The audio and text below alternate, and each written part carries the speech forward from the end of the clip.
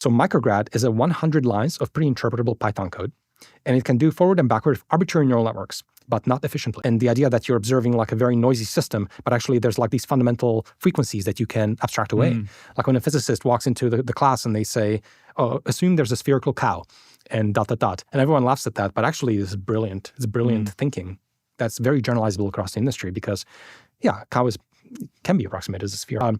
There's a really good book, for example, Scale. It's basically from a physicist talking about biology. And maybe this is also a book I would recommend reading. But you can actually get a lot of really interesting approximations and chart scaling laws of animals. And you can look at their heartbeats and things like that, and they actually line up.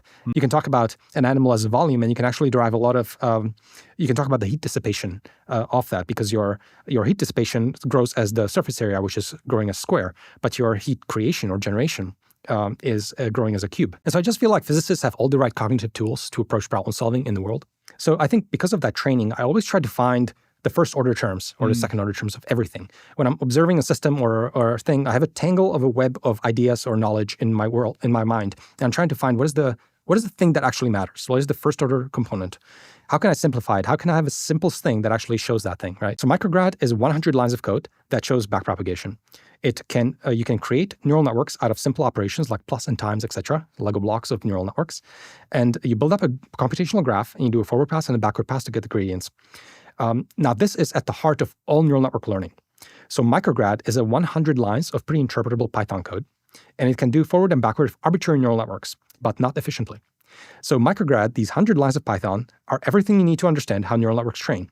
Everything else is just efficiency. But the core intellectual sort of piece of neural network training is MicroGrad. It's 100 lines. You can easily understand it.